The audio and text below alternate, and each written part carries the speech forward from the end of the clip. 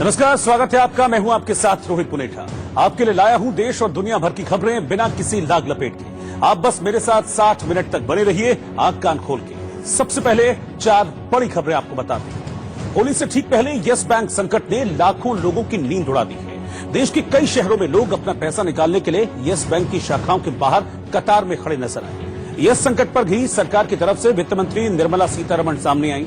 उन्होंने reserve bank और सरकार की तरफ से उठाए जा रहे कदमों की जानकारी दी और भरोसा दिया कि 30 दिनों के भीतर यह संकट सुलझा लिया जाएगा। देश के पूर्व वित्त मंत्री और कांग्रेस के वरिष्ठ नेता पी चिदम्बरम ने यस बैंक संकट को लेकर मोदी सरकार पर निशाना साधा।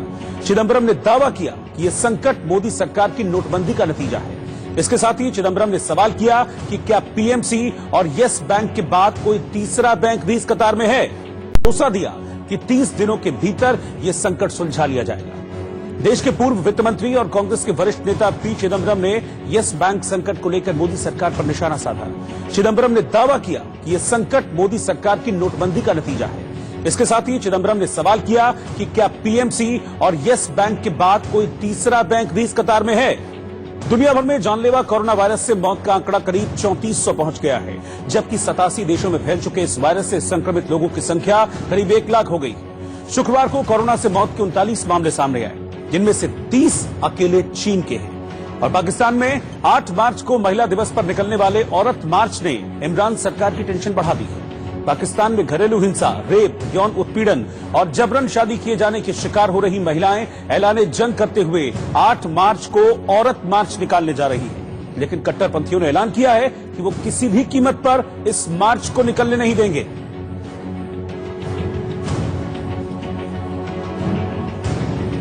दिवाली के दौरान महाराष्ट्र के पीएमसी बैंक की हालत खराब हुई और अब होली के दौरान यस बैंक अपने बेहद बुरे दौर से गुजर रहा है। हालत इतनी खराब है कि आरबीआई ने यस बैंक से पैसे निकालने की सीमा तक तय कर दी है, जिसके तहत बैंक के ग्राहक सिर्फ 50,000 रुपए ही निकाल सकते हैं। जिसके बाद यस बैंक के ग्राहकों में अफरा तफरी का माहौल है। उन्हें डर है कि कहीं उनके पैसे डूब न जाएं, क्योंकि इस खबर के बाहर आते ही आधी रात से देश भर के कई शहरों में एटीएम के बाहर कैश निकालने वालों की भीड़ जुट गई। लोग पूछ रहे हैं कि क्या उनका पैसा यस बैंक में सुरक्षित है। क्या सरकार उनके पैसे की गारंटी लेगी। अगर जैसा ये कह रहे कि 50,000 की लिमिट है, अगर मान लीजिए कि ठीक है 50, किसी के घर में अगर शादी है 2 दिन के बाद 4 दिन के बाद, वो कहाँ से पैसे अरेंज करेगा। अपने पैसे होने के बावजूद वो दूसरे से पैसे मांगेगा।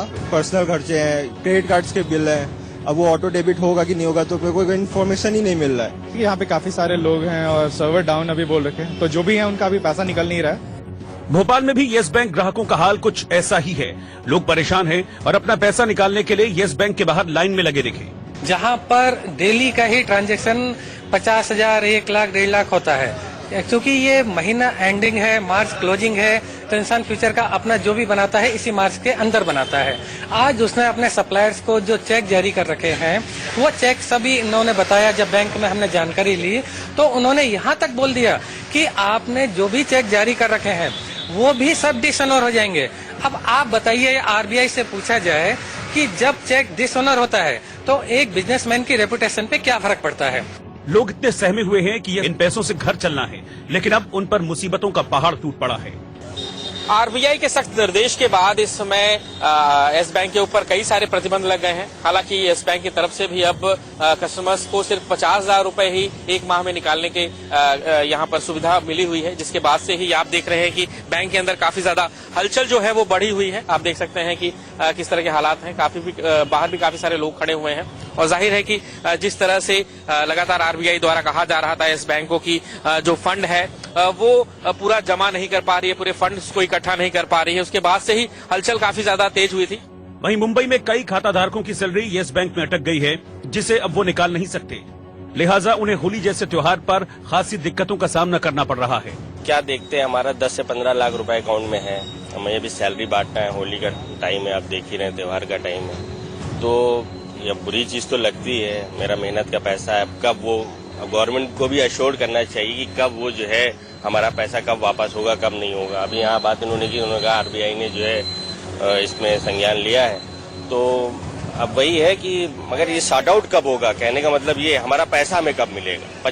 हालांकि आरबीआई ने भरोसा दिलाया है कि हालात जल्द सुधरेंगे, क्योंकि रिजर्व बैंक ऑफ इंडिया ने अब इस बैंक से जुड़े ग्राहकों के लिए एक नई गाइडलाइन जारी की है, जिसमें कई शर्तें रखी गई हैं। दरअसल ग्राहकों के पैसों पर संकट न आए, इसके लिए आरबीआई ने पैसा निकालने की एक सीमा तय की है। 30 days which we have given is the outer limit, and you will see very swift action from the Reserve Bank of India. फिलहाल ये प्रतिबंध 30 दिनों के लिए लगाया गया है, जो 5 मार्च से शुरू हुआ है और 3 अप्रैल तक चलेगा। जानकारी के मुताबिक जिन ग्राहकों का खाता यस बैंक में है, वो महीने में केवल 50,000 रुपए की रकम ही निकाल सकते हैं। लेकिन घर में अगर कोई परेशानी है या फिर इमरजेंसी होती है, तो ऐसे हालातों में ग्राहक 5 लाख रुपए तक की रकम निकाल पाएंगे। लेकिन यस बैंक के ग्राहकों को किसी भी सरकारी बात पर भरोसा ही नहीं हो रहा। शायद यही वजह है कि नोएडा में भी बैंक के ग्राहक अपना पैसा निकालने पहुंच गए। लेकिन बैंक पहुंचे लोगों को निराशा तब हाथ लगी जब बैंक मैनेजमेंट ने उपभोक्ताओं को कहा कि उनके पास पैसा ही नहीं है, जिसकी वजह से ज्यादातर लोगों को खाली हाथ ही लौटना पड़ा। सभी लोगों की 50,000 रुपए ऊपर कैश दे नहीं रहे हैं, अकाउंट ट्रांसफर करने नहीं दे रहे हैं, सर्वर डाउन बता रहे हैं, सभी लोग पैनिक होकर अभी अंदर खड़े हुए हैं। बहुत बुरी हालत है, सर्वर डाउन है, एक ट्रांजेक्शन भी नहीं करने को अलाउ कर रहे हैं। वहीं गाजियाबाद में भी यस बैंक की ब्रांच में अफरा तफरी जैसा माहौल दिखा। लोग अपनी मेहनत की गाढ़ी कमाई निकालने के लिए लाइनों में लगे दिखे, लेकिन किसी को जरूरत के मुताबिक पैसे नहीं मिल रहे थे, तो कोई जब तक बैंक के काउंटर पर पहुंचा, पैसे ही खत्म हो चुके थे।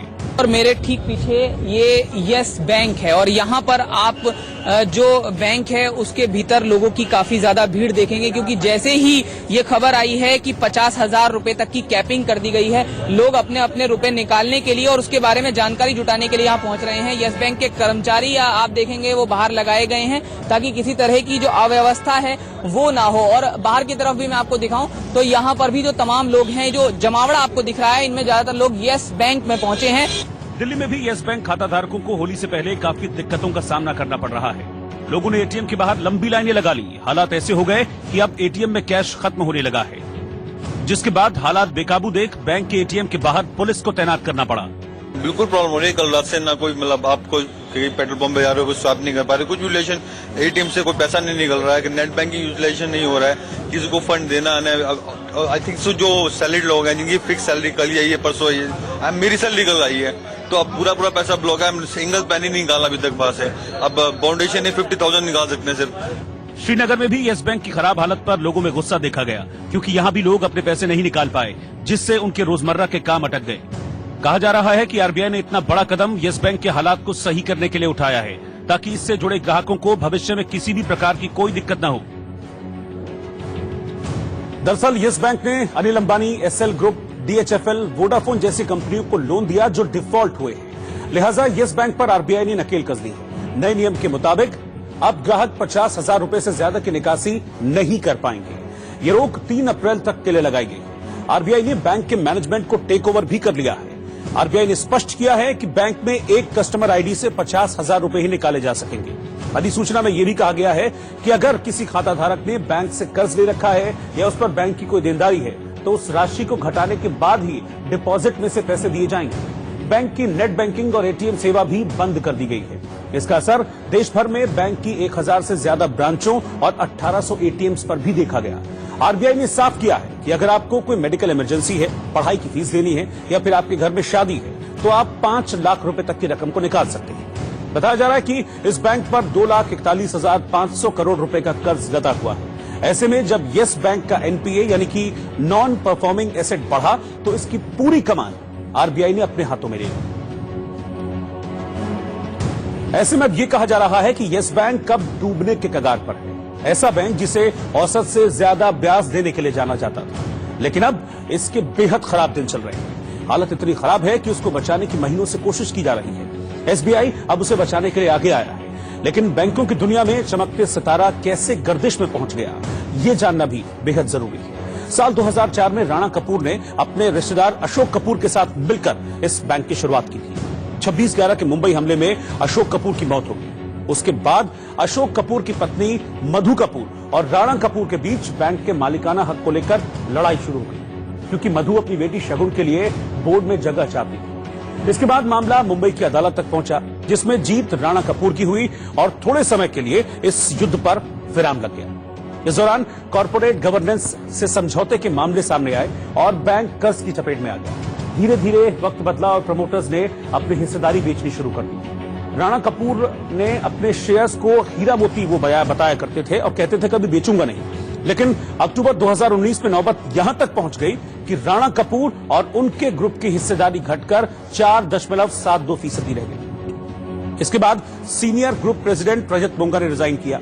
उन्होंने सितंबर में अपनी हिस्सेदारी बेच दी थी। यस बैंक के ग्राहकों की लिस्ट में रिटेल से ज्यादा कॉर्पोरेट ग्राहक हैं। यस बैंक ने जिन कंपनियों को लोन दिया उनमें से ज्यादातर घाटे में चल रही है। कंपनियां दिवालिया होने के कगार पर हैं, लिहाजा लोन वापस मिलने की गुंजाइश कम है। जब कंपनियां डूबने लगी तो बैंक की हालत और पतली होती चली गई। यस बैंक का संकट तब और बढ़ने लगा जब बैंक के को फाउंडर राणा कपूर को उनके पद से हटा दिया गया। रिजर्व बैंक ने कहा कि वो बैलेंस शीट की सही जानकारी नहीं दे रहे हैं। इसके बाद 31 जनवरी को राणा कपूर को पद छोड़ने के लिए कह दिया गया। इतना ही नहीं, आरबीआई ने बैंक पर 1 करोड़ रुपए का जुर्माना भी लगाया था। आरोप था कि बैंक मैसेजिंग सॉफ्टवेयर स्विफ्ट के नियमों का पालन नहीं कर रहा है। तमाम पाबंदियों के बीच अब आरबीआई यस बैंक के बही खातों पर एसेट क्वालिटी का मूल्यांकन करेगा और इसके बाद तय होगा कि आगे इसमें क्या किया जा सकता है। उम्मीद है कि 30 दिनों के भीतर यह तय कर लिया जाएगा कि देश के चौथे सबसे बड़े निजी बैंक का मर्जर होगा या फिर इसको टेक ओवर किया जाएगा।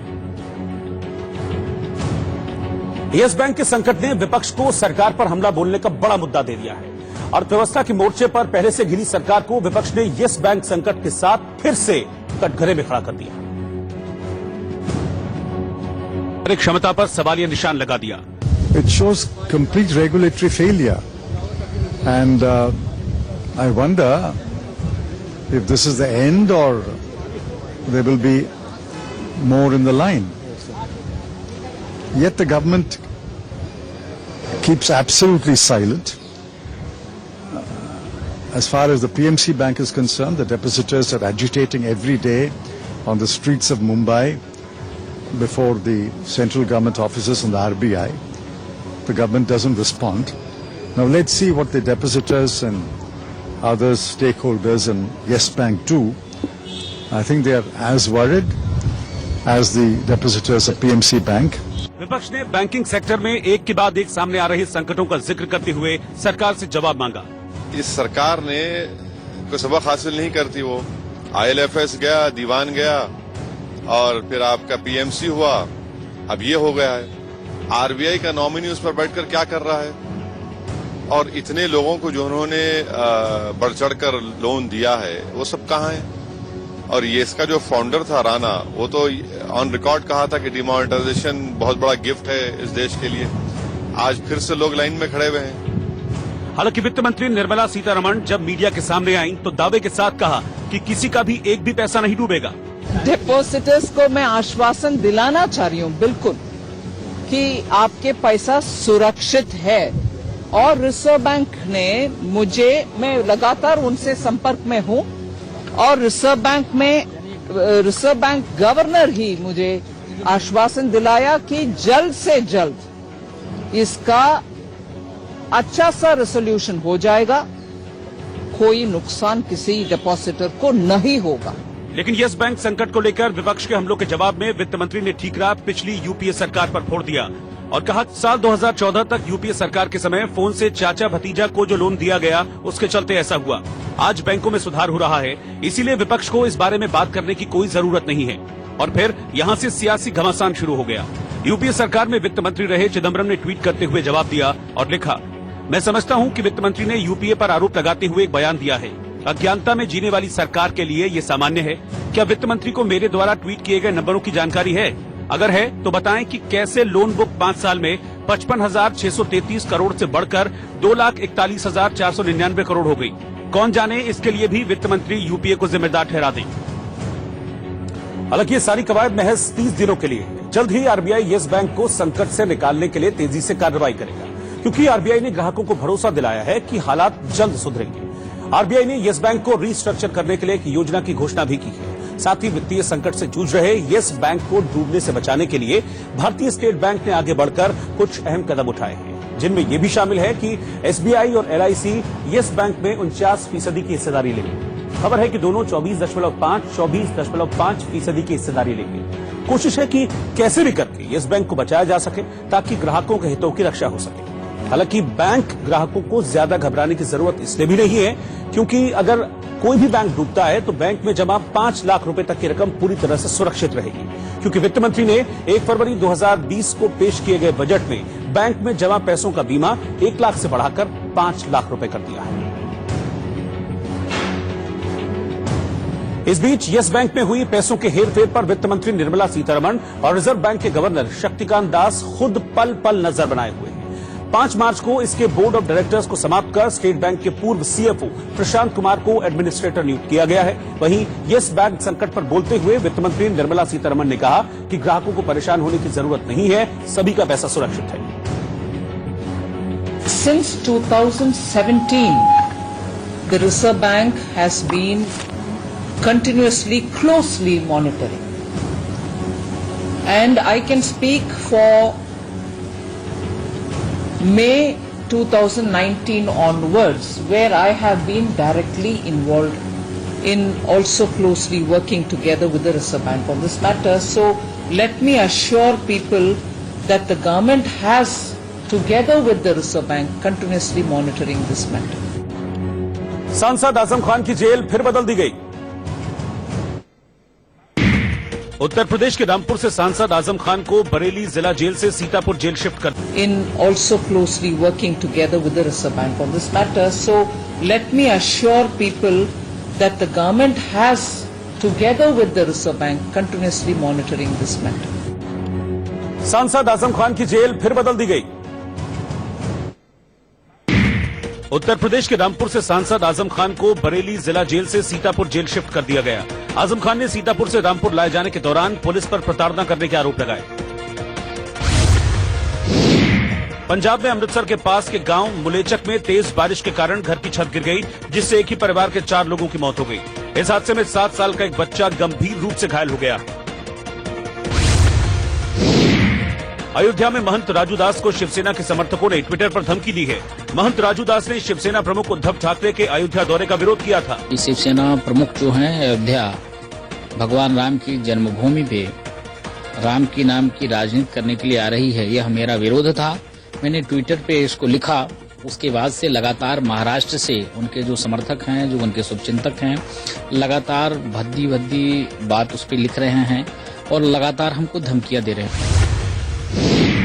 बिहार के नालंदा में एक डॉक्टर की हत्या के विरोध में इंडियन मेडिकल एसोसिएशन ने हड़ताल की घोषणा कर दी। दूसरी ओर गुस्साए डॉक्टरों ने बिहार शरीफ के अस्पताल चौक को जाम कर आरोपी की गिरफ्तारी की मांग की। महाराष्ट्र के मुख्यमंत्री उद्धव ठाकरे के अयोध्या दौरे पर कोरोना वायरस का असर पड़ा है। उद्धव 7 मार्च को अयोध्या में रामलला के दर्शन करेंगे, लेकिन पूर्व निर्धारित कार्यक्रम के तहत सरयू की आरती में शामिल नहीं होंगे और मुंबई लौट जाएंगे।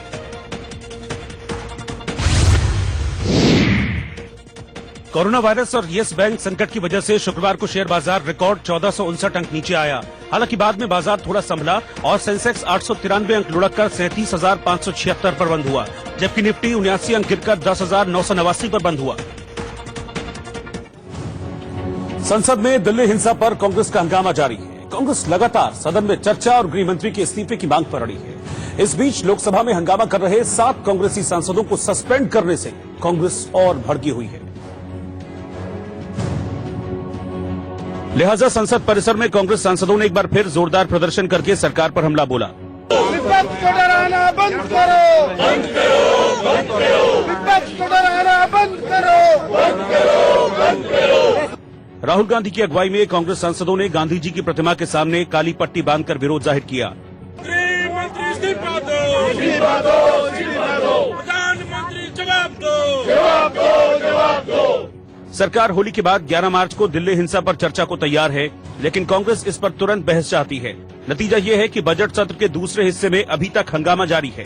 दिल्ली दंगा चर्चा करो, चर्चा करो, चर्चा करो, दिल्ली दंगा चर्चा करो, चर्चा करो, चर्चा करो, इंसाफ दो, इंसाफ दो, इंसाफ दो, इंसाफ दो, दिल्ली को इंसाफ दो, दिल्ली को इंसाफ दो, इंसाफ दो, इंसाफ दो, इंसाफ दो, इंसाफ दो, दिल्ली को इंसाफ दो, दिल्ली को इंसाफ दो।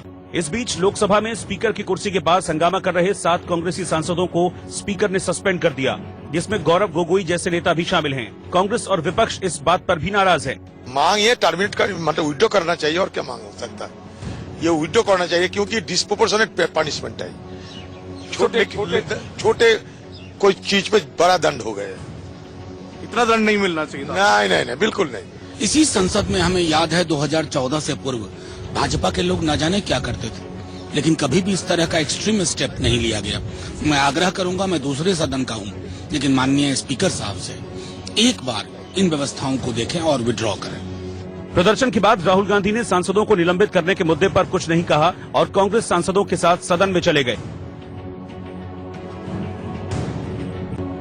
यूपी में सीएए की आड़ में हिंसा करने वालों से योगी सरकार सख्ती से निपट रही है।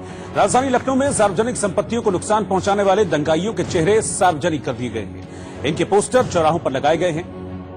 यूपी पुलिस ने लखनऊ के प्रमुख चौराहों पर 57 दंगाइयों के पोस्टर्स लगाए हैं। दंगाइयों को संपत्ति के नुकसान की वसूली का नोटिस भी दे दिया गया है। इस मामले में लखनऊ के डीएम अभिषेक प्रकाश का कहना है कि नोटिस के बाद जुर्माना नहीं देने पर इनकी संपत्ति कुर्क कर ली जाएगी। फोटोग्राफ्स, नाम, पता, डिटेल्स ये होर्डिंग के रूप में भी लगाए गए हैं और इसके थ्रू ये भी एक मैसेज है कि इनसे ये धनराशि वसूली जाएगी। नियत समय तिथि तक ये स्वयं से नहीं अगर जमा करते हैं तो नियमानुसार रिकवरी सर्टिफिकेट जारी करके इनकी संपत्तियों को। छत्तीसगढ़ में एक सड़क हादसे में 5 लोगों की मौत हो गई। छत्तीसगढ़ के दंतेवाड़ा में एक कार बेकाबू होकर पेड़ से टकरा गई, जिसमें कार सवार 5 लोगों की मौत हो गई। हरियाणा में 8 मार्च को महिला दिवस के मौके पर होने वाली महिला मैराथन को स्थगित कर दिया गया है। इस बात की जानकारी हरियाणा के मुख्यमंत्री मनोहर लाल खट्टर ने ट्वीट करके दी। कोरोना वायरस का असर चीन की महत्वाकांक्षी परियोजना वन बेल्ट वन रोड पर भी पड़ा है। विदेशों में इस परियोजना की रफ्तार धीमी हो गई है। मध्य प्रदेश में सियासी ड्रामे के बीच भोपाल के कांग्रेस विधायक मुन्ना लाल गोयल का रेस्ट हाउस में बैडमिंटन खेलते हुए वीडियो वायरल हो गया। मुन्ना लाल गोयल ज्योतिरादित्य सिंधिया के समर्थक माने जाते हैं। केंद्र सरकार के नए आदेश के मुताबिक ऐसे भ्रष्ट अधिकारियों को पासपोर्ट जारी नहीं किया जाएगा जो या तो निलंबित हैं या फिर जिनके खिलाफ भ्रष्टाचार की जांच के आदेश हैं। कर्नाटक के तुमकुर में एक भीषण सड़क हादसे में 12 लोगों की मौके पर ही मौत हो गई। यह हादसा एक तेज रफ्तार कार के डिवाइडर से टकराने के बाद सामने से आ रही दूसरी कार को टक्कर मारने से हुआ। अयोध्या के राम मंदिर मामले में पीएफआई यानी पॉपुलर फ्रंट ऑफ इंडिया ने सुप्रीम कोर्ट में क्यूरेटिव याचिका दाखिल की है। पीएफआई ने कोर्ट से पिछले साल 9 नवंबर के फैसले पर दोबारा विचार करने की मांग की है। उत्तर प्रदेश के लखनऊ में सीएए के विरोध में 19 दिसंबर को हुई हिंसा में पुलिस ने हिंसा में शामिल 57 आरोपियों की पहचान कर ली है। इसके बाद सभी दोषियों के खिलाफ संपत्ति कुर्क करने की कार्रवाई की जाएगी। स्विट्जरलैंड में कोरोना से पहली मौत की पुष्टि हुई है। वहीं दुनिया भर में कोरोना की वजह से अब तक 3200 से ज्यादा लोगों की मौत हो चुकी है। दिल्ली में होली के दिन 10 मार्च को मेट्रो की सेवाएं दोपहर 2:30 बजे तक बंद रहेंगी। इसमें एयरपोर्ट एक्सप्रेस लाइन सेवा भी शामिल है।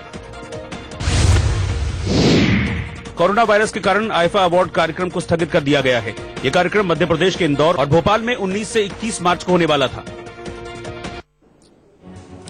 और आंख कान खोल के में फिलहाल वक्त हो गया एक छोटे से ब्रेक का। ब्रेक के उस पार हम आपको दिखाएंगे कोरोना से बचने के लिए क्या क्या जतन किए जा रहे हैं।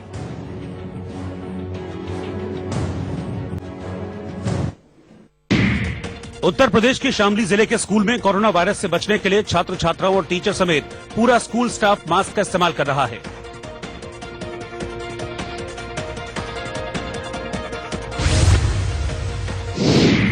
उत्तर प्रदेश के वाराणसी में कोरोना वायरस के प्रभाव को खत्म करने के लिए दक्षिण मुखी हनुमान मंदिर में 108 बार हनुमान चालीसा का पाठ किया गया।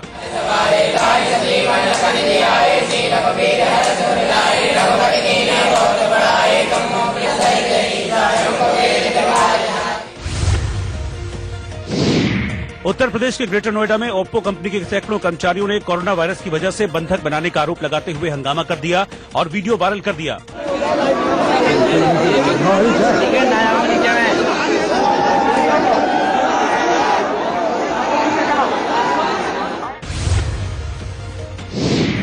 ओडिशा के पुरी में मशहूर सैंड आर्टिस्ट सुदर्शन पटनायक ने समुद्र के किनारे रेत से अनोखी कलाकृति बनाई। इसमें कोरोना वायरस को लेकर जागरूकता फैलाने का संदेश दिया गया है।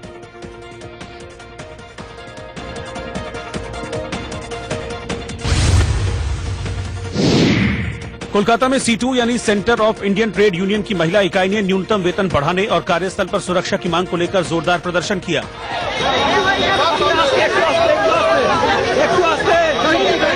कलाकृति बनाई। इसमें कोरोना वायरस को लेकर जागरूकता फैलाने का संदेश दिया गया है।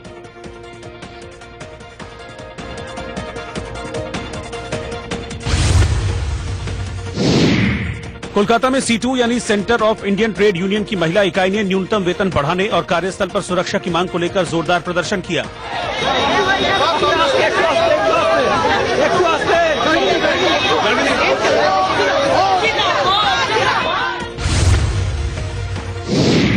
दिल्ली हिंसा के खिलाफ कांग्रेस के सांसदों ने संसद परिसर में राहुल गांधी के नेतृत्व में प्रदर्शन किया और गृह मंत्री अमित शाह का इस्तीफा मांगा। चर्चा करो, चर्चा करो, चर्चा करो, दिल्ली दंगा चर्चा करो, चर्चा करो, चर्चा करो। आरजेडी के विधान परिषद सदस्य सुबोध कुमार राय एक जिंदा चूहे को चूहेदानी में लेकर बिहार विधान परिषद पहुंचे। विधायक ने कहा कि बिहार में बांग को खाने वाला और शराब गटकने वाला अपराधी चूहा पकड़ा गया है। ये कहकर वो राबड़ी देवी के साथ नारेबाजी करने लगे।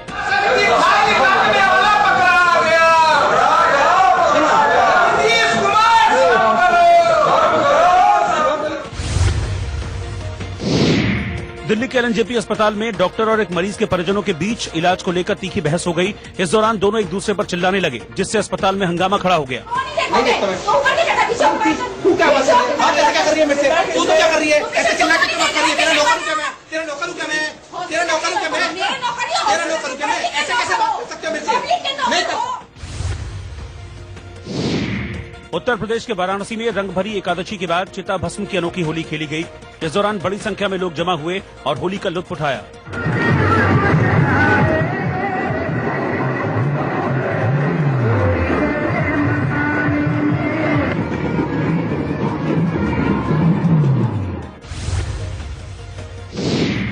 मध्य प्रदेश के ग्वालियर में तेज बारिश के साथ ओले जमकर गिरे। ओले की वजह से खेतों में खड़ी फसल को भारी नुकसान पहुंचा। इस समय पूरी दुनिया में कोरोना वायरस का डर है और हर कोई सावधानी बरत रहा है। भारत में भी 30 से ज्यादा मामले सामने आने पर अब लोग जमकर एहतियात बरत रहे हैं। मध्य प्रदेश के इंदौर में इस साल आईफा अवार्ड होने थे, लेकिन कोरोना वायरस के चलते फिलहाल इसे टाल दिया गया है, जिसके बाद स्वास्थ्य विभाग ने भी हाई अलर्ट जारी कर एहतियात बरतने शुरू कर दिए। इंदौर में 2 अलग अलग सरकारी अस्पतालों में 14 और 18 निजी अस्पतालों में 110 से ज्यादा बेड कोरोना वायरस से पीड़ित मरीजों के लिए तैयार किए गए हैं। यही नहीं, इंदौर ने 3 अलग अलग सरकारी अस्पतालों में आइसोलेशन वार्ड बनाए हैं। यूपी के कानपुर सेंट्रल रेलवे स्टेशन पर कुछ सामाजिक कार्यकर्ताओं ने कोरोना वायरस को लेकर जागरूकता अभियान चलाया। रेलवे स्टेशन पर कर्मचारियों, रेलवे पुलिस और कुलियों को मास्क बांटे गए। साथ ही कोरोना से बचने के तरीके बताए गए। कोरोना से बचने के लिए हर कोई मास्क और सैनिटाइजर खरीद रहा है, लेकिन दिल्ली समेत देश के कई शहरों में इसकी कमी हो गई है। जहां एक तरफ दुकानदार मास्क और सैनिटाइजर की कमी का रोना रो रहे हैं, तो वहीं दूसरी तरफ एक दुकानदार खुद की कंपनी का मास्क बेचता नजर आया। उधर असम के डिब्रूगढ़ हवाई अड्डे पर अंतर्राष्ट्रीय उड़ानों में आने वाले सभी यात्रियों की जांच की जा रही है। केंद्र सरकार के निर्देश के अनुसार अंतर्राष्ट्रीय उड़ान पर आने वाले सभी यात्री, चाहे वो भारतीय हों या फिर विदेशी हों, सबकी स्क्रीनिंग जरूरी है। कोरोना से बचना है तो इसके लिए हर कोई अपने स्तर से कोशिश कर रहा है। कोरोना की वजह से जहां त्योहार का रंग फीका नजर आ रहा है, तो वहीं पूजा पाठ और यज्ञ किए जा रहे हैं। प्रयागराज में कोरोना के वायरस को नष्ट करने के लिए हवन पूजन किया गया। इनका मानना है कि हवन से कोरोना के वायरस मर जाएंगे और वातावरण शुद्ध होगा। आज हम तीर्थ पुरोहित समाज के सैकड़ों युवाओं ने कोरोना वायरस नष्ट करने के लिए हवन किया है। इसका अभिप्राय यह है कि आदिकाल वैदिक काल से वैज्ञानिकों का भी यह मानना है कि हवन करने से पूरा ब्रह्मांड स्वच्छ हो जाता है, साफ हो जाता है और किसी भी तरह का वायरस का प्रभाव नहीं रहता है। वाराणसी में भी साधु संतों ने कोरोना वायरस से बचाव के लिए कपूर की धूनी करके दक्षिण मुखी हनुमान जी के मंदिर में 108 बार हनुमान चालीसा का पाठ किया और इस आपदा से सभी को सुरक्षित रखने की कामना की।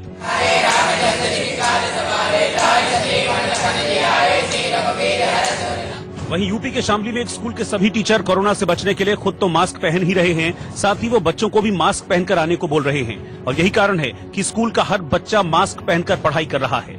हमारे क्लास टीचर ने भी सभी बच्चों को पढ़ाने के लिए मास्क लगा रखा है ताकि कोरोना वायरस हमारे अंदर ना ही आ सका है। हमारे सभी टीचरों ने व हमारे सभी स्कूल के बच्चों ने सभी ने मास्क लगा रखा। ये हम कोरोना वायरस के बचने के लिए लगा रखा है और ये पूरे भारत देश में फैल चुका है। भारत में नोएडा में भी ये फैल चुका है, इसलिए हमारे टीचर्स ने छुट्टी तो की नहीं लेकिन ये मास्क पर बंद किया है। ये कोरोना वायरस से बचने के लिए लगा रखा है, इससे बहुत लोग मरते हैं। ये जापान में बहुत फैल रहा है, चाइना में बहुत फैल रहा है। हमारे विद्यालय के सभी आचार्य जी ने ये प्रबंध किया है हमारे लिए मास्क। मध्य प्रदेश के उज्जैन में कोरोना वायरस के अलर्ट को देखते हुए महाकालेश्वर मंदिर समिति ने मंदिर के अंदर ही एक विशेष कैंप लगाया है, जहां डॉक्टरों की टीम मौजूद है और वो लोगों की जांच कर रही है। कोरोना का असर त्योहारों पर भी पड़ रहा है। मार्केट में रौनक कम हो गई है। इसका एक कारण तो कोरोना है और दूसरा चीन से हर साल आने वाली प्लास्टिक की पिचकारी भी है, जिसकी भारी कमी हो गई है, क्योंकि दुनिया भर में फैली इस महामारी की वजह से चीन से आने वाले प्लास्टिक के सामान पर भी पाबंदी लग गई है। कोरोना से 76 से ज्यादा देश पीड़ित हैं और अब इससे बचने के लिए हर कोई अपने अपने स्तर पर कोशिश कर रहा है। भारत में कोरोना से पीड़ित 30 से ज्यादा मामले सामने आ चुके हैं। कोरोना के बढ़ते प्रकोप को देखते हुए कई कार्यक्रम या तो टल गए हैं या फिर उन्हें रद्द कर दिया गया है। और इसी सिलसिले में मध्य प्रदेश में होने वाले आईफा अवार्ड्स 2020 को भी रद्द कर दिया गया। इंदौर में मार्च महीने के अंत में आईफा अवार्ड का कार्यक्रम होना था, जिसे फिलहाल स्थगित कर दिया गया है। वहीं कोरोना वायरस के चलते पीएम मोदी ने भी होली मिलन समारोह को टाल दिया है। बीजेपी के राष्ट्रीय अध्यक्ष जेपी नड्डा ने भी सभी राज्यों के अध्यक्षों को पत्र लिखकर होली मिलन समारोह स्थगित करने की अपील की है। इसी तरह हरियाणा के गुरुग्राम में 8 मार्च को होने वाले महिला मैराथन को भी कोरोना वायरस के चलते सीएम खट्टर ने रद्द कर दिया है।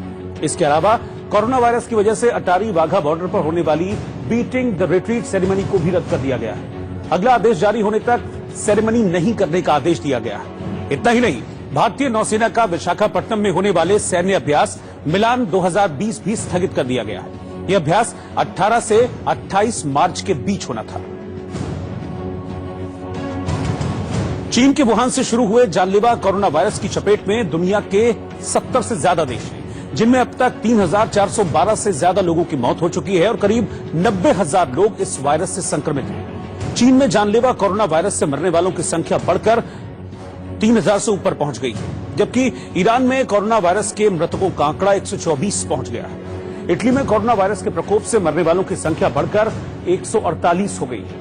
वहीं चीन से सटे दक्षिण कोरिया में 43 लोग मारे जा चुके हैं। जापान में भी 12 लोग कोरोना के कहर से अपनी जान गंवा चुके हैं, जबकि अमेरिका में कोरोना वायरस से मरने वालों की संख्या अब 14 हो गई है। फ्रांस में 9 लोगों की मौत कोरोना की वजह से हो चुकी है। महाराष्ट्र में उद्धव ठाकरे ने अपना पहला बजट पेश किया। महाराष्ट्र में उद्धव सरकार का पहला बजट वित्त मंत्री अजीत पवार ने विधानसभा में पेश किया। बजट में किसानों का 2 लाख रुपए तक का कर्ज माफ करने और राज्य की नौकरियों में स्थानीय लोगों को 80% आरक्षण देने की घोषणा की गई।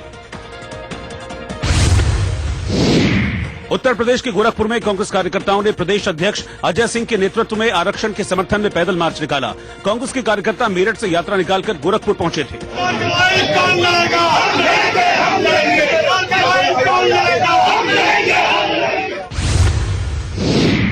उत्तर प्रदेश में गाजियाबाद के साहिबाबाद इलाके में एक जगह आग लग गई। स्थानीय लोगों के मुताबिक ये आग उल्का पिंड के गिरने की वजह से लगी। आगरा में राधा स्वामी मठ के प्रवर्तक पूरन धनी स्वामी जी महाराज की समाधि को कोरोना वायरस के कारण बंद कर दिया गया।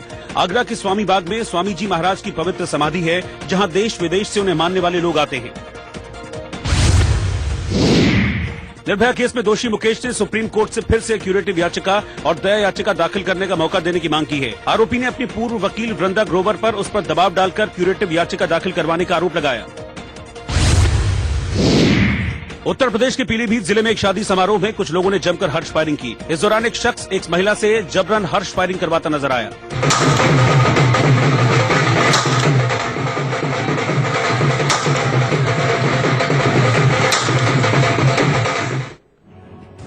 मध्य प्रदेश की कमलनाथ सरकार पर संकट के बादल बरकरार हैं या फिर छट गए हैं, इस पर अभी दावे से कुछ भी नहीं कहा जा सकता। लेकिन कांग्रेस का दावा जरूर है कि जब भी फ्लोर टेस्ट होगा, कमलनाथ सरकार को कई बीजेपी विधायक समर्थन देंगे। पहले कांग्रेस ने बीजेपी पर विधायकों की खरीद फरोख्त का आरोप लगाया था। लेकिन 2 दिनों में सियासी तस्वीर ऐसी बदली कि अब कांग्रेस कई बीजेपी विधायकों को अपने साथ लाने का दावा कर रही है। जब भी प्रोटेस्ट होगा, गिनती होगी, तो जो 2 ने समर्थन दिया था पहले, वो बढ़ के देंगे। इस बीच बीजेपी के विधायक नारायण त्रिपाठी मुख्यमंत्री से मिले। बताया गया कि बीजेपी के एक और विधायक संजय पाठक को भी कांग्रेस ने साथ लेने की कोशिश की है और उनकी भी मुख्यमंत्री से मुलाकात हुई है। हालांकि इन विधायकों ने अभी तक खुलकर कुछ भी नहीं कहा, लेकिन कांग्रेस ने इस रस्साकशी में अपनी जीत का संकेत दे दिया है। फिलहाल कांग्रेस के संकट मोचक बने दिग्विजय सिंह ने भी भोपाल पहुंचते ही चारा फेंक दिया। संजय पाठक के पिता संजय पाठक मेरे निजी मित्र थे। जिला कांग्रेस कमेटी जबलपुर के अध्यक्ष थे जब मैं प्रदेश कांग्रेस का अध्यक्ष था। मेरे मंत्रिमंडल में कैबिनेट मिनिस्टर थे। संजय पाठक को हमने ही जिला परिषद का अध्यक्ष बनाया था। ये हमारा ही मित्र का बेटा है। माना जा रहा है कि कांग्रेस की कोशिश बीजेपी विधायकों को अपने पाले में लाने की है। साथ ही दिग्विजय सिंह को कांग्रेस के नाराज विधायकों को समझाने बुझाने का जिम्मा दिया गया है। हालांकि कांग्रेस के जो विधायक बीजेपी के साथ हैं, उनकी स्थिति अभी साफ नहीं है। जंग का इस्तीफा नहीं है, स्टेटमेंट है, स्टेटमेंट वक्तव्य। हमने तो कोई विकेट गिराया नहीं, उनकी पार्टी का विधायक ने इस्तीफा दिया, हमने थोड़ी दिया इस्तीफा। हम कभी ऐसी राजनीति नहीं करते, हम जो कहते हैं सो करते हैं।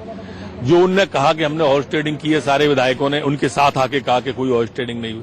उनने कहा कि बंधक बना के रखा, उनने कहा कोई बंधक बना के, हम अपनी मर्जी से गए थे। अब हमारे पास कोई संपर्क करने आएगा तो हम क्या भगा देंगे अपने घर से किसी को? क्या एक सोच, आपके पास कोई मैं आऊंगा तो भगाओगे क्या? फिलहाल कांग्रेस का दावा है कि बीजेपी के साथ गए विधायक भी पार्टी के साथ लौट आएंगे। चर्चा गर्म है कि नाराजगी दूर करने के लिए जल्द ही मंत्रिमंडल विस्तार भी किया जा सकता है। संकेत है कि हालात काबू में हैं, इसीलिए दिग्विजय सिंह ने दिल्ली में डेरा जमाए शिवराज सिंह पर तंज कसा। ऐसा है, उन्हें बहुत आदमी बताई और 8 मार्च यानी रविवार को महिला T20 वर्ल्ड कप का फाइनल होना है। इस खिताबी जंग में भारत और ऑस्ट्रेलिया आमने सामने होंगे। इस हाई वोल्टेज मुकाबले से पहले कुछ ऐसे संयोग बन रहे हैं जो भारत की दावेदारी को मजबूत करते हैं।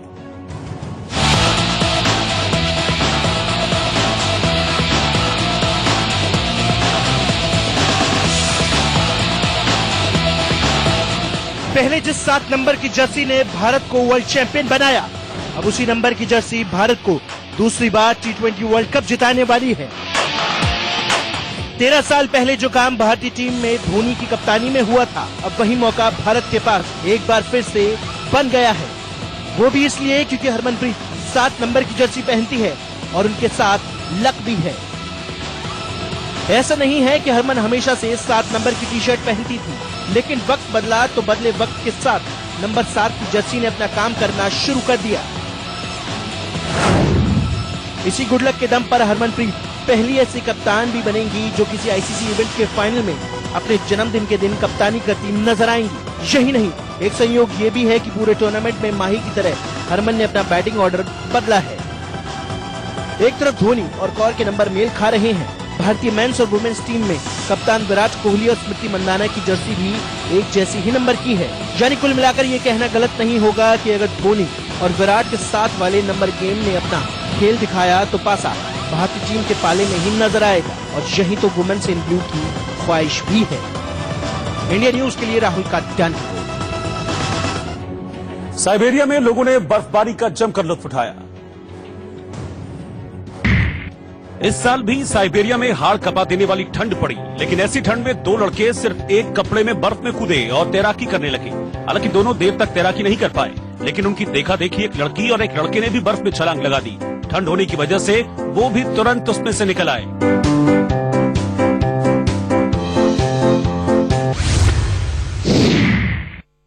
एक बच्ची का वीडियो सोशल मीडिया पर जबरदस्त वायरल है, जिसमें ये 2.5 से 3 साल की बच्ची अपने डॉग का इलाज कर रही है। लोग देखकर हैरान हैं कि छोटी डॉक्टर कैसे स्टेथोस्कोप से डॉग को चेक कर रही है और वो भी बड़े आराम से अपना चेकअप करा रहा है। ये वीडियो लंदन का बताया जा रहा है।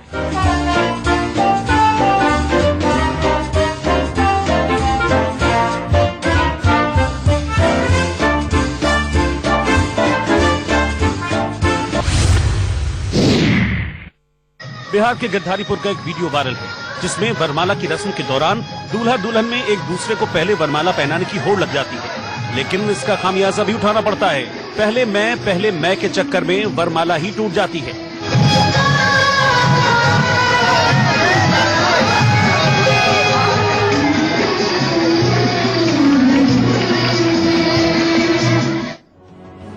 फिलहाल इस वक्त एक बड़ी खबर आपको बता दें, गया है विदेशी महिला से रेप का आरोप था बाबा, इसके बाद अब गिरफ्तारी हो गई है। विश्व चेतना आश्रम के स्वामी हैं दयानंद पुरी और आरोप है कि योग सिखाने के नाम पर एक विदेशी महिला के साथ रेप किया था।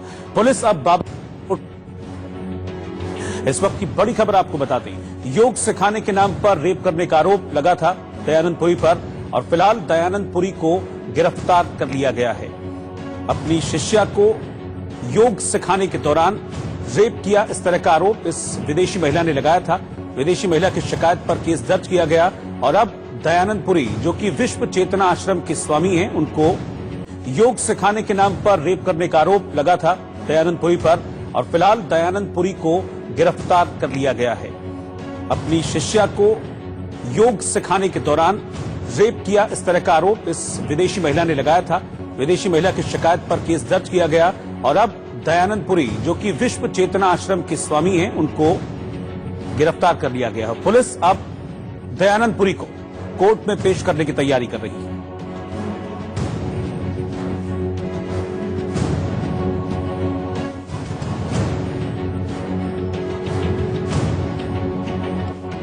के बाद लौट रहे हैं फौरन वापस।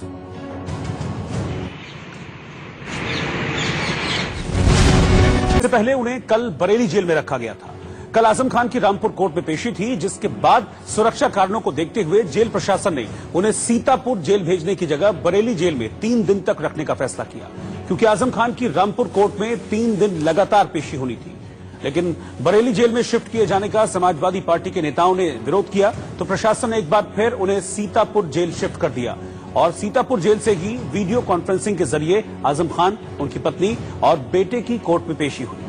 एक तरफ आजम कह रहे हैं कि जेल में उनके साथ आतंकियों की तरह व्यवहार किया जा रहा है, वहीं दूसरी तरफ देखा जाए तो आजम को जेल मैनुअल के ऊपर रखकर सुविधाएं दी गई हैं, क्योंकि सीतापुर जेल में बंद आजम खान से पिछले 7 दिनों में 50 से 60 लोग मिल चुके हैं, जिसमें पूर्व सीएम अखिलेश यादव, समाजवादी पार्टी के यूपी अध्यक्ष नरेश उत्तम, नेता प्रतिपक्ष अहमद हसन समेत कई बड़े नेता और रिश्तेदार शामिल हैं। वहीं जेल मैनुअल के हिसाब से एक कैदी से एक दिन में सिर्फ 3 ही लोग मुलाकात कर सकते हैं और हफ्ते में एक शख्स सिर्फ 3 बार ही मिल सकता है। लेकिन फिर भी एसपी और कांग्रेस बीजेपी पर निशाना साध रहे हैं। आजम खान साहब को ये सरकार शुरू से परेशान कर रही है। ये सरकार की मंशा आजम साहब को परेशान करना है।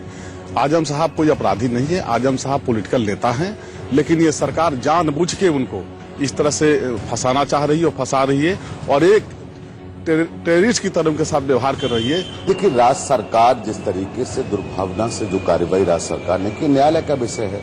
आजम खान साहब जेल में हैं तो जेल के मैनुअल के हिसाब से उन्हें निश्चित तौर पर, चूंकि वो सांसद है, सरकार उन्हें सुरक्षा मुहैया करानी चाहिए। जो जेल मैनुअल है उसके अनुसार उनसे व्यवहार हो रहा है। सभी ने देखा, पूरे प्रदेश और देश ने देखा, जब वो जेल पहुंचे तो उनके लिए बड़ा फाटक खोला गया था। तो श्री आजम खान जी की एक स्ट्रगल हो चुका है कि सनसनीखेज बयान दे और बयान के माध्यम से अपनी राजनीतिक प्रासंगिकता बनाए रखें। और अब चलते चलते आज का गीत। आज बॉलीवुड सिंगर अंकित तिवारी का जन्मदिन है। अंकित तिवारी के गाए इस खूबसूरत गीत के साथ आपको छोड़े जा रहे हैं। नमस्कार।